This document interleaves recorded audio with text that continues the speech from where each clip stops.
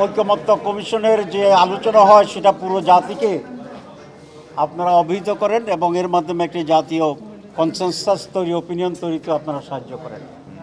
আমি মনে করি এটা একটা অত্যন্ত গুরুত্বপূর্ণ একটি কাজ এবং একটি অত্যন্ত পবিত্র কাজ। আমি সেজন্য ধন্যবাদ জানাচ্ছি। আজকে কিছুটা সুখবর আছে সকালবেলায়, কারণ প্রত্যেকদিন তো আমরা আধা আধা কথা বলতে পারি, কিন্তু আজকে একটা বিষয়ে আমরা প্রায় ঐকমত্যে পৌঁছেছি। সেটা হচ্ছে আজকে যে কয়েকটি বিষয়ে আলোচনার জন্য রাখা হয়েছে, তারপরে এক নম্বর ছিল ডিলিমিটেশন। আমাদের কনস্টিটিউন্সিগুলোতে সীমানা নির্ধারণের যে আইনটি, এটা আমাদের সংবিধানের 119-এ এ ব্যাপারে উল্লেখ করা হয়েছে এবং এখানে ক ক গ গ আর অনেকগুলো সাবসেকশন এখানে আছে। মৌলিক যে বিষয়টা আজকে হয়েছে সেটা হচ্ছে ডিলিমিটেশনের জন্য আগে নির্বাচন কমিশনেই একান্তভাবে এই কাজটি করত। এখানে স্বচ্ছতার জন্যে একটু পরিবর্তন আসছে, যে একটা স্পেশালাইজড কমিটি হবে, সেই কমিটি নির্বাচন কমিশনকে সহযোগিতা করবে, সুপারিশ করবে। এটাকে দুই ভাগে ভাগ করা হয়েছে। প্রথম হচ্ছে এইবার যে নির্বাচনটি হবে, ইমিডিয়েট যে ইলেকশন, ত্রয়োদশ ইলেকশন, এই ইলেকশনের জন্য আমাদের বাক কমিশনের প্রস্তাবনা ছিল যে একটা বিশেষজ্ঞ কমিটি করবে ইলেকশন কমিশনের আওতায়, অধীনে।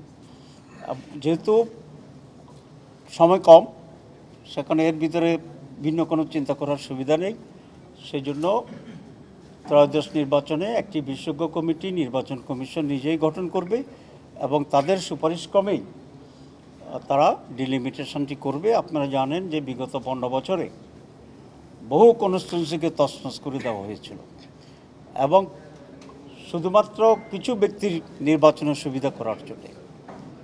আওয়ামী লীগের পিরিয়ডে এরকম বহু পরিবর্তন হয়েছে। আবার আওয়ামী লীগের পক্ষ থেকেই অনেকে এটার বিরুদ্ধে আপিল করেছিলেন, মানে যে যার সুবিধা মতো করে ফেলেছিল। তো এই জন্য ডিলিমিটেশনের ইস্যুটা এবার স্বচ্ছ, সুস্থ এবং সঠিক হওয়ার জন্য এটা অত্যন্ত জরুরি একটি বিষয়, কারণ এটার মাধ্যমে রেজাল্ট আউট হয়ে ডিফারেন্ট হয়ে যায় নির্বাচনের ভিতরে। তো এই জন্য আমরা বলেছি এবার under the election commission, under the supervision of the election, under the decision of the election, মানে ইলেকশন কমিশন একটা বিশেষজ্ঞ কমিটি হবে, তারা তাদেরকে অ্যাডভাইস করবে এবং অ্যাকর্ডিংলি তারা যাবে। এবং আপনারা জানেন যে ডিলিমিটেশনের জন্য অনেকগুলো এক্সপার্ট কাজ করতে হয়, জরিপের কাজ যারা এক্সপার্ট তাদের করতে হয়, ভোটের আনুপাতিক দিকগুলো আছে সেগুলোর উপর এক্সপার্ট লোক লাগে। তো সব মিলিয়ে it's a very specialised committee, আমরা সেটা বলেছি। আর স্থায়ীভাবে আমরা আরেকটা বিষয় ঐকমত্য হয়েছি যে সংবিধানে একটা বিশেষজ্ঞ কমিটির ব্যাপারে এটা উল্লেখ থাকবে যে আদমশুমারি যেটা করে আমাদের দেশে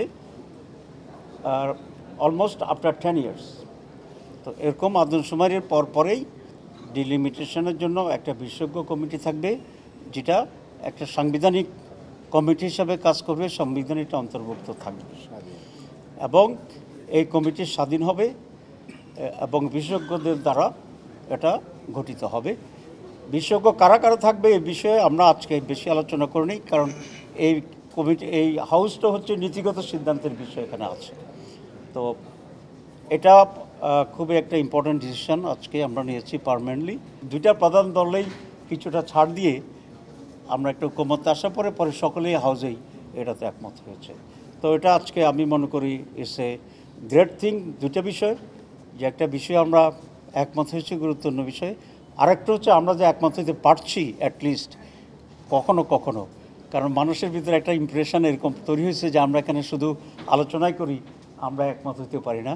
তা আজকে যে একমত হইতেছি এটা আমি মনে করি ইটস এ গ্রেট।